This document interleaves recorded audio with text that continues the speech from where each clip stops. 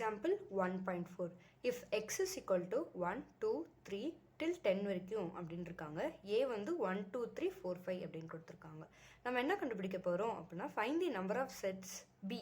Bயில் எத்தனை செட்ஸ் இருக்குன்னு கண்டுபிடிக்க போகிறோம். B வந்துட்டு எக்ஸோட சப்செட் அப்படின்னு இருக்காங்க.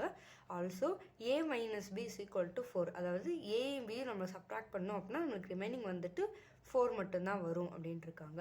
So first of all A வந்து அவங்க கொடுத்துருக்கிறது 1, 2, 3, 4, 5.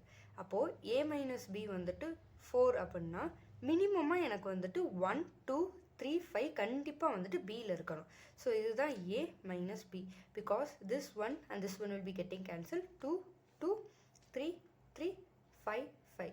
அப்போ தான் எனக்கு இந்த 4 ரிமைனிங் ஏல இருக்கிற எலமெண்ட் எது ரிமைனிங்காக இருக்கோ அது மட்டும்தான் நம்ம A minus Bயில் 4 போடுவோம். அப்போ எனக்கு ஆப்வியஸாக 4 இருக்கனால Bயில் கண்டிப்பாக 1, 2, 3 and 5 இருக்கணும். ஸோ இப்போ இந்த Bயில் வந்துட்டு 1, 2, 3, 5 மட்டும்தான் எழுதியிருக்கோம். ஸோ 6, 7, 8, 9ம் வரலாம். அதனால் நான் எப்படி எழுத போகிறேன்னா B is equal to 1, 2, 3, 5 union C அப்படின்ட்டு எழுத போகிறேன். இந்த C இப்போ நான் என்ன எடுத்துக்க போகிறேன்னா C is equal to 6, 7, 8, 9, 10. அதாவது இதை தவிர ரிமைனிங் 4 தவிர்த்து இங்கே நம்ம எழுதியிருக்கிறத தவிர ரிமைனிங் எலமெண்ட்ஸ் தான் நான் சீன்னு எழுதியிருக்கேன். ஸோ இதில் நம்மளுக்கு வந்துட்டு 5 எலமெண்ட்ஸ் தான் இருக்குது. அதனால n is equal to 5 போட்டு number of sets is equal to 2 power n. அதாவது Bயில் எத்தனை செட்ஸ் இருக்குன்னா 2 power n. இங்கே வந்துட்டு n வந்துட்டு 5 எடுத்துக்கிறேன்.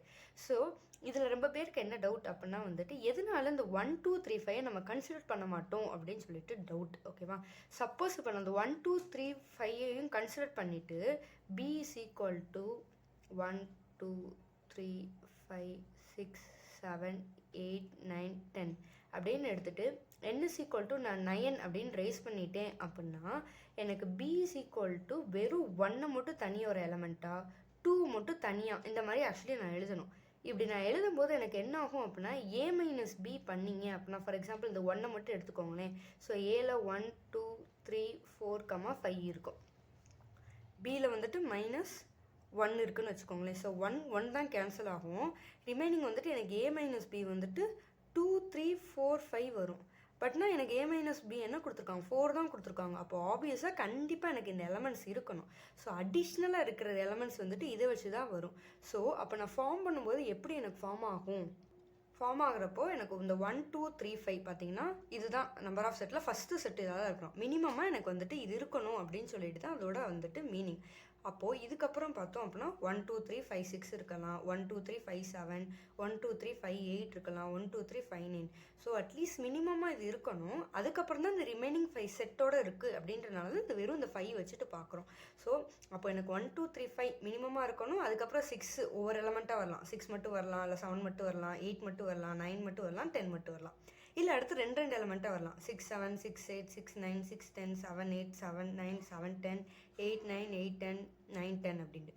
இல்லை 3 எலமெண்ட் சேர்ந்து வரலாம். 6, 7, 8, 6, 7, 9, 6, 7, 10, 6, 8, 9, 6, 8, 10, 6, 9, 10, 7, 8, 10, 7, 8, 10, 7, 9, 10, 8, 9, 10, 7, 8, 9.